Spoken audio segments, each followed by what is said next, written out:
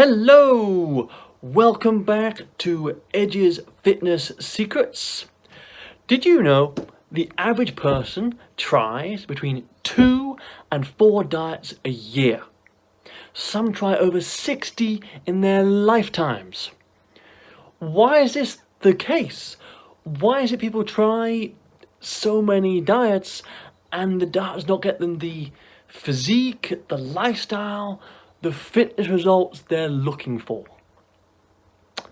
Yeah, to do this, we're going to have some humorous analogies which people can relate with when they diet and experience diets. We're then going to look at why these 5 diets I picture, very well known, world famous diets, why in theory they work perfectly fine.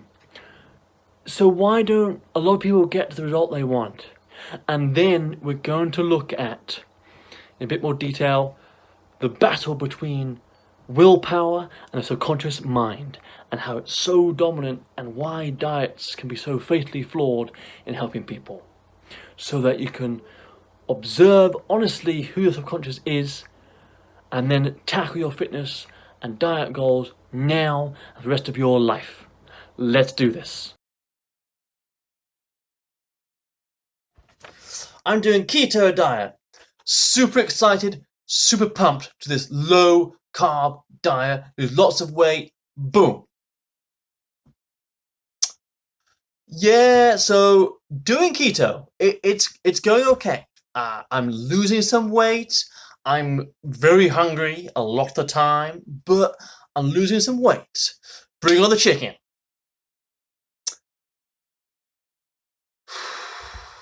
So, surviving.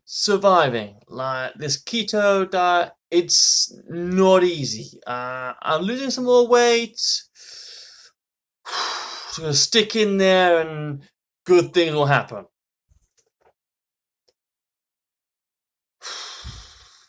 This keto diet.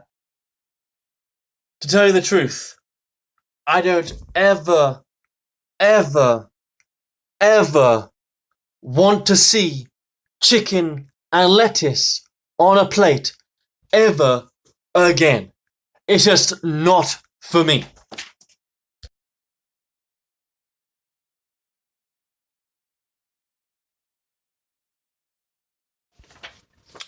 I'm doing Atkins diet. Really looking forward to doing this new low carb diet. Lose lots of weight. Let's smash it. I'm sure it'll work this time. Yeah, doing Atkins. It's going okay. I'm losing some weight. I'm very hungry all the time. But I am losing some weight. And now in phase 2, I have some fruit and some cheese. Shut up!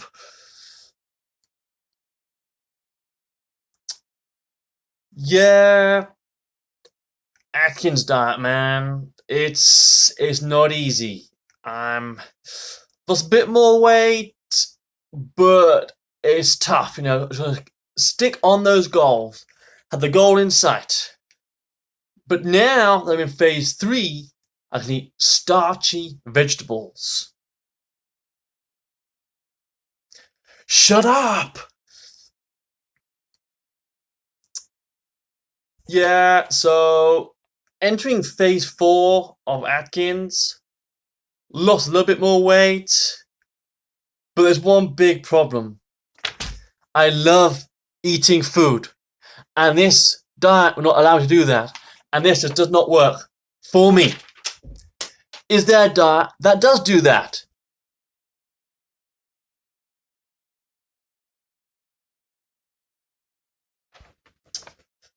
I'm doing intermittent fasting. Really looking forward to this one.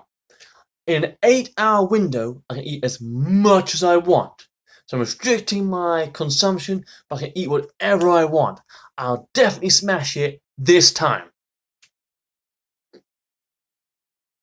Dude, this diet is the bomb. I've lost 1 kilogram.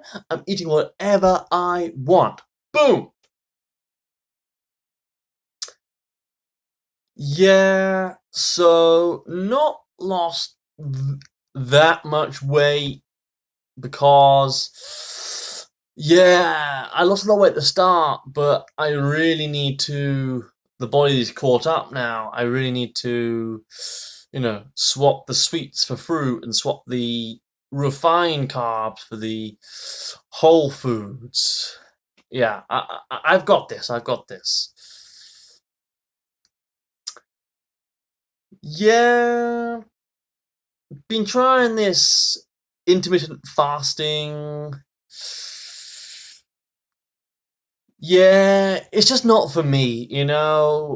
What I need is a lifestyle diet. Not a diet, a lifestyle diet. This intermittent fasting thing, it just doesn't work, man. It just doesn't work.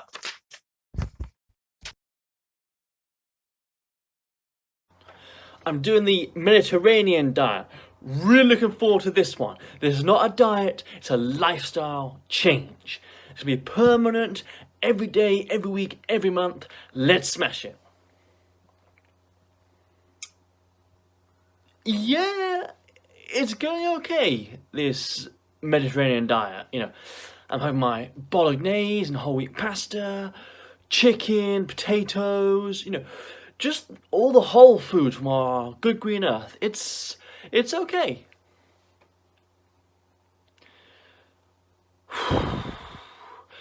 Man, that was a bad day at work today. Just stick in there with this diet though. Just commit.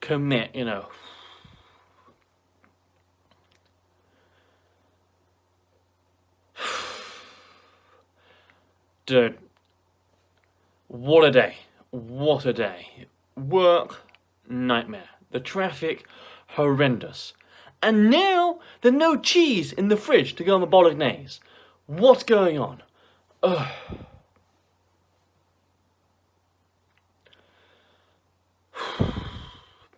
You know, life's just really getting me up to here right now. This Mediterranean diet, it just doesn't work, man. It just doesn't work. My boss, work's a nightmare. The traffic's bad. The missus is nagging. This diet, it just doesn't work for me.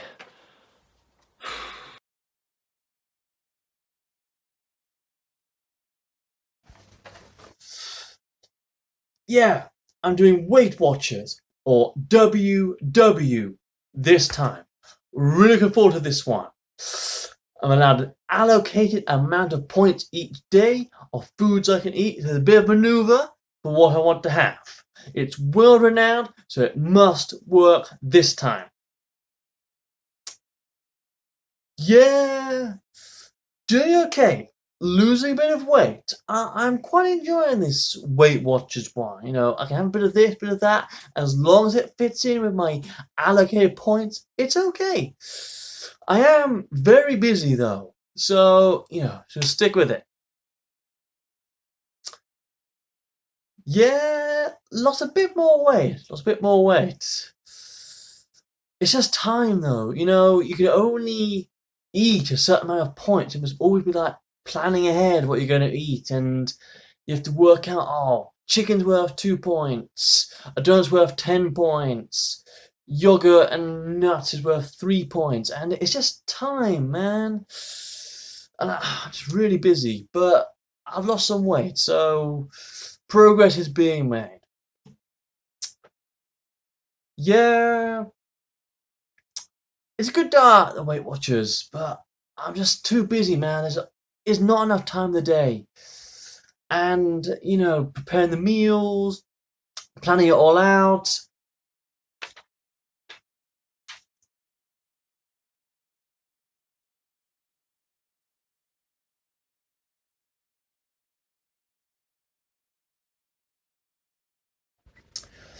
Okay, guys, I hope you enjoyed that keto diet analogy. What happened?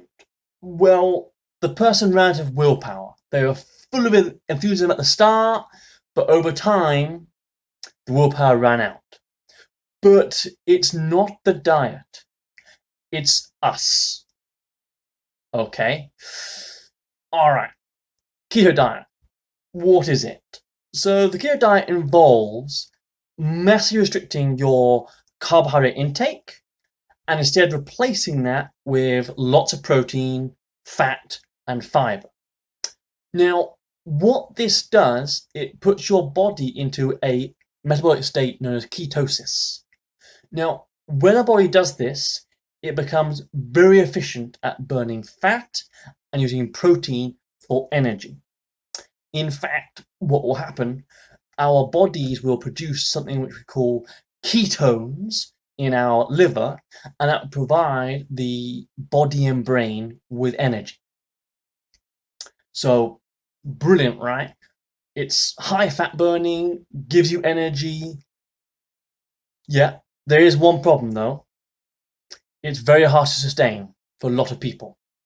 Some people do it brilliantly, but it's very hard to sustain for a lot of people. Ultimately though, what are we doing with keto? Okay, we're eating less food, particularly restricting our carbohydrate intake. This therefore will take us into a calorie deficit, therefore you should lose weight. So the keto diet works fine. It's us that is the issue.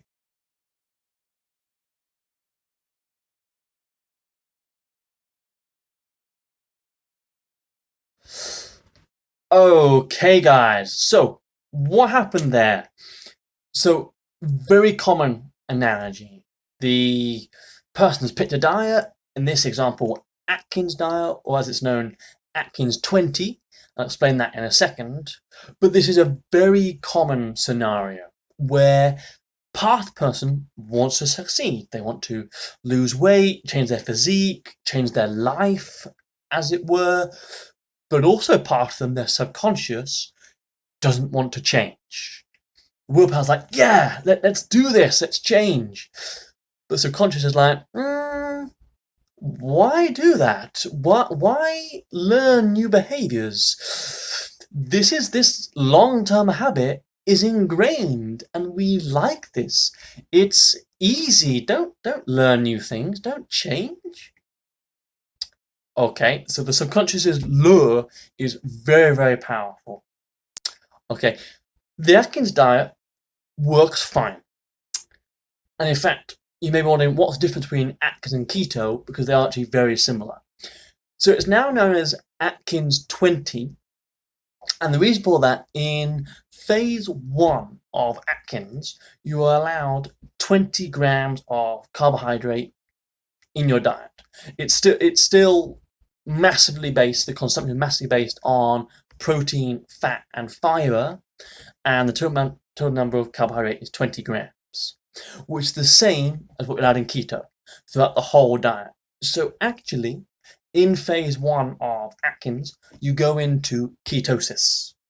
Yeah, the very high efficient fat burning and using protein for energy process. However, the difference between Atkins or Atkins 20 and keto is once you finish phase 1, you go into phase 2 of Atkins, where you're allowed 25 grams of carbohydrate in your diet. And this way you're allowed to have foods like cheese or fruit in. Okay. Then in phase 3, you can have a little bit of starchy carbohydrate, like potatoes. Having said that, and even into phase 4 of Atkins, keto you're allowed 20% of your daily carbohydrates in. Even though we go up to phase 3 and 4, having a little bit of carbohydrate, you can still only have 30% of your diet in carbohydrate in Atkins. So they're both brilliant. The pro of keto is you stay in ketosis all the time, using ketones for energy. The pro of Atkins is if you like a bit of carbohydrate in your diet, Atkins is probably more sustainable for you because you can have a little bit of carbohydrate in your diet. So both those low carb diets work very, very well. And essentially, what are we doing? We're eating less food, really restricting the carbohydrate intake again. Therefore, this will create a calorie deficit. Therefore, you should lose weight. However, as we've seen, it's not the Atkins diet. The diet works fine. It's us.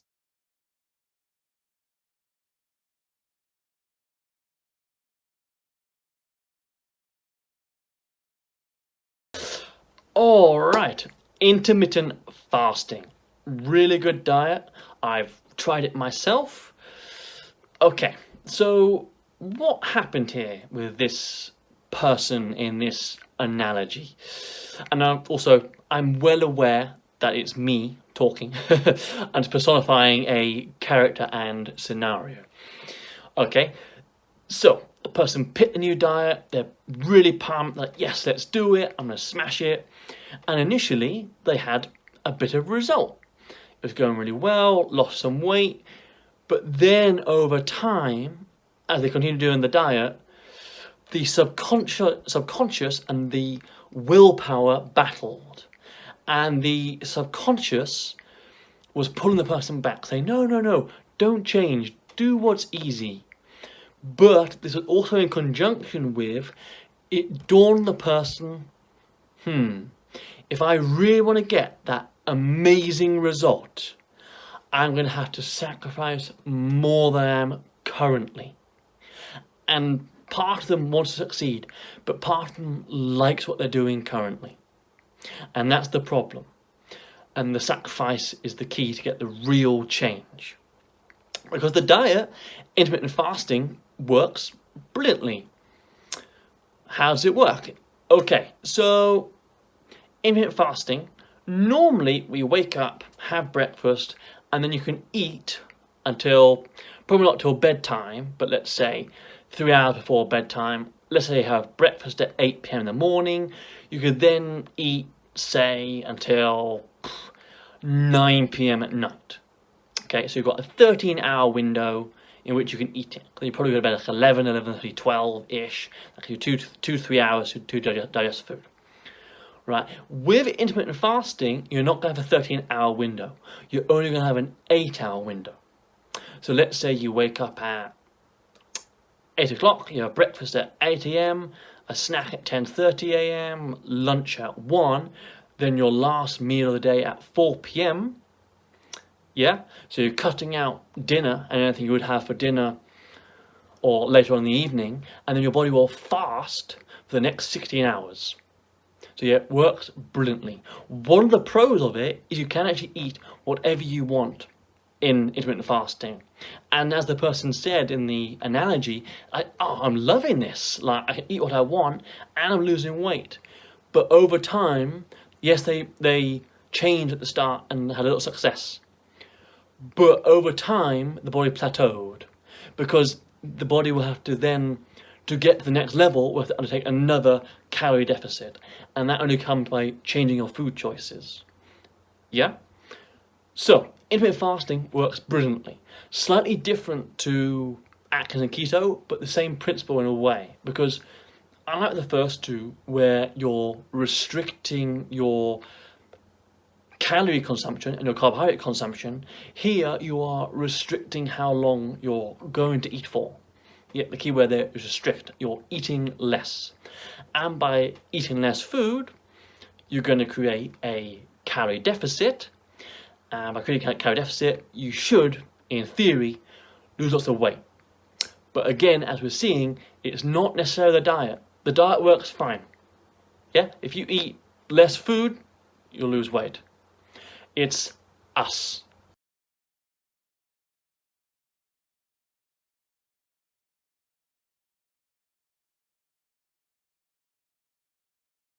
Mediterranean diet.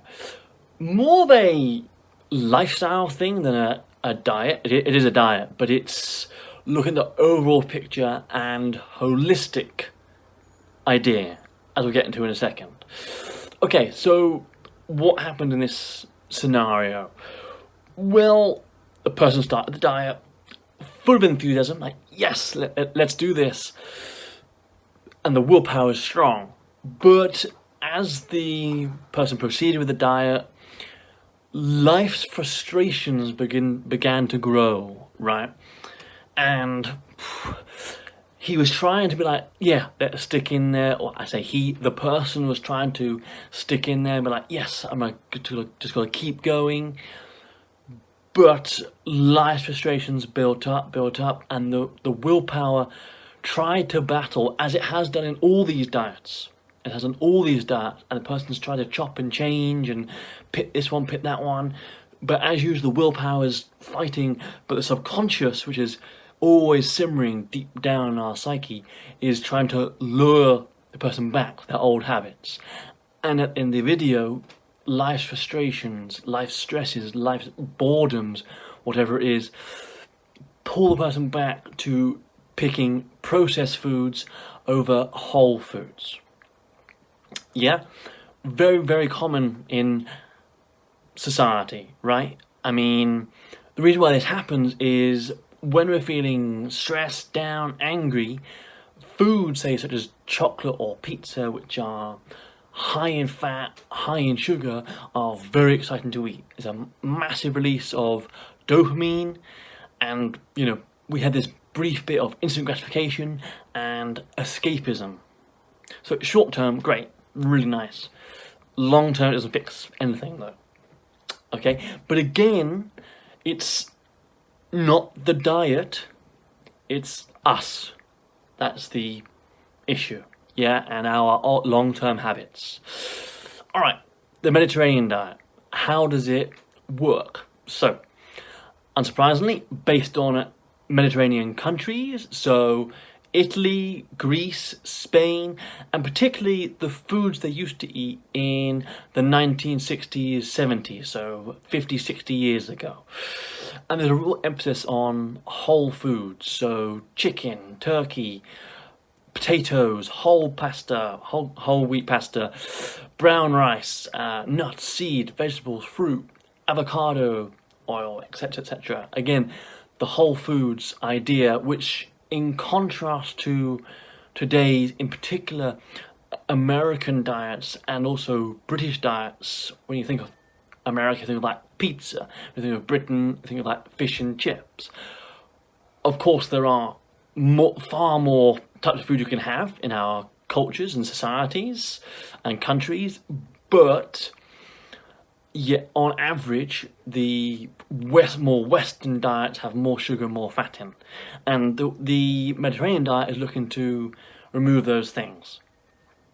Yeah, so again, the diet should work fine. Why? Because we've swapped our food choices. The new foods we're eating have less sugar in them, less fat in them. Therefore, that should create a calorie deficit. There's less calories being consumed, and therefore you should lose weight. Yeah. Additionally, though, with this diet, it's more of a long-term thing. With the other diets, Atkins, keto, intermittent fasting, they were much more aggressive. They're really restricting what you're eating and when you're eating. This one is restricting, but not on such an aggressive scale. So therefore, it's more sustainable long term, except for when life gets a bit too much and you return to your old habits. Yeah? Again, that's telling you something about your overall life. Additionally, though, it has many benefits. If you can get used to it long term, it's good for losing weight, but also very good for controlling things like strokes, heart attacks, type 2 diabetes, and also this Mediterranean lifestyle of the 60s, 70s emphasized on physical activity, being active, out with your friends, and even with food that involved being out with your friends, socializing. Now it's what? Dominoes and popcorn, yeah, but a pizza while I watch Netflix. Fast food drive-thrus, right? McDonald's, the first day it opened up after lockdown, there's a massive queue for it. People sitting in their cars to get it. Yeah, what's that telling them about their life and lifestyle? Frustration, boredom. It's not the diet. The diet helps put you to a calorie deficit, and therefore you should lose weight. All right, next one.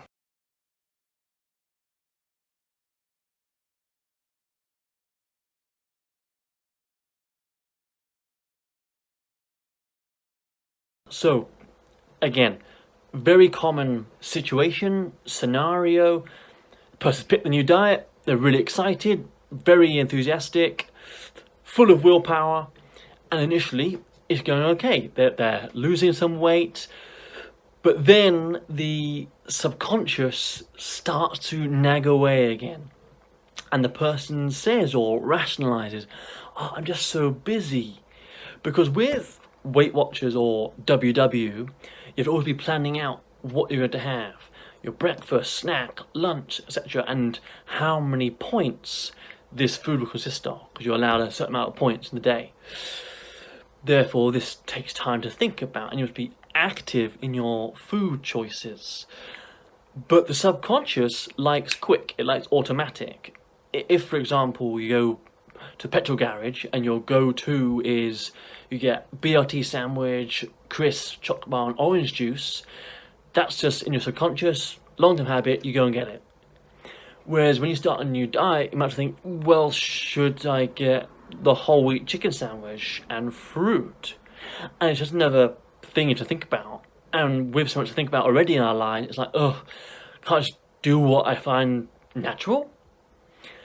And that's here where the willpower is trying to win, they got a bit of result, but in the long run, the subconscious wants to return to what's easy and its long-term habit. And again, the person's trying, but again, it's dawned the person, I've got a bit of a result, a bit of a change. But if I want to get that amazing fitness, lifestyle, diet result, I need to sacrifice more than I am currently. Okay, but it's not the diet. The diet works fine. It's us. Okay, so WW, how does it work? Because again, in theory, works fine. Slightly different to the other diet. I actually quite like Weight Watchers personally, or WW. Personally, one of the most sustainable diets, because it doesn't say you can't have, say, chocolate or slice of pizza. It says you can have it if it fits in with your daily allocated points.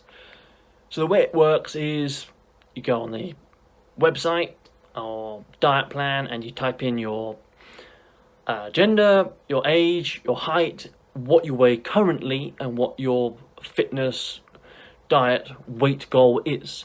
And it will give you an allowance of points each day to eat. So let's just say it's 20 points you're allowed. If for breakfast you have eggs, brown toast, tomatoes, mushrooms, that would be about 3 points, for example, because the more whole foods you have, the less points. The more processed foods you have, more points. Let's say donuts, 10 points. So let's say you have breakfast, 3-4 points. You have your snack, let's say an apple, 1 more point. Then lunchtime, I'd say like lasagna, 5 points. That's taking up to about 10 points approximately. Then in the afternoon, you might have like yogurt and honey and nuts, muesli, whatever. That'd be another maybe 2-3 points. It's about 13 approximately. Get home, evening meal. Let's just say have tuna, jacket potato, vegetables, a bit of cheese. Again, approximately 3-4 points. So now we've consumed about 15, 16, 17 points. So like I said, a donut's worth 10. You've still got about 4 points left over. So you could actually have, say, a third of a donut. And you would not go over your day allowance of 20 points. And if you go less than that, your allocated 20 points, you will create a calorie deficit. Because if before you were consuming, say, 24 points worth of food, you're now consuming 20 points, you've created that calorie deficit. Right? And again, it allows for a bit of maneuver in what you eat. So again, it's not the diet. What have we done? We've changed our food options. We're picking less processed foods. We're rewarded by eating more whole foods. This will therefore create a calorie deficit, leading to weight loss. Okay, so it's not the diet, it's us. Now, how to deal with us We'll tackle that right now.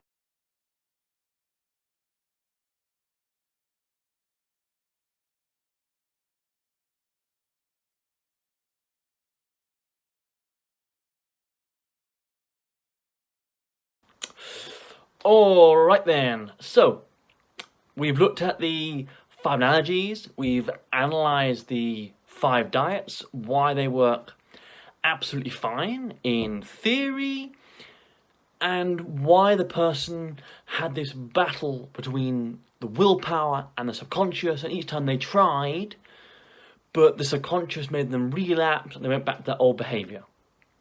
Yeah? So now we're going to have a close look at the subconscious and why people try and learn these new habits, new behaviors, change their life, but then unfortunately the power of the subconscious makes them so often revert back to their old behaviors and habits. Okay, so identifying the subconscious. For this, we're going to look at 4 themes. Okay, they are, number 1, in the past, 2, patterns, 3, release triggers, 4, escapism. Okay, so what does that mean? So in the past, okay, at some point in the past, you learned to eat too much, essentially. It might be when you were a teenager, it might be when you were at university on the university diet, it might not have been until you were 30 years old. But at some point, you taught yourself to overconsume too many calories.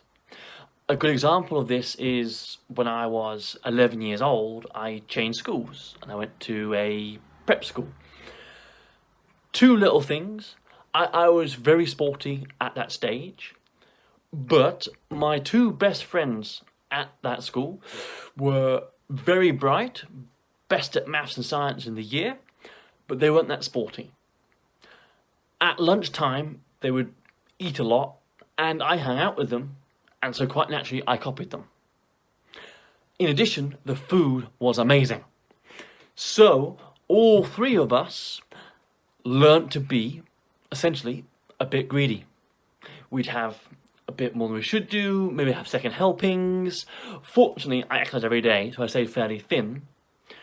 But I also went through a period of being a little bit overweight as well. I remember certainly at university I did, and because that old habit of over-consuming was part of the psyche, and I had to address it and be like, well, there was a point when I was thin, and there was a point when I started consuming too much food. When was it?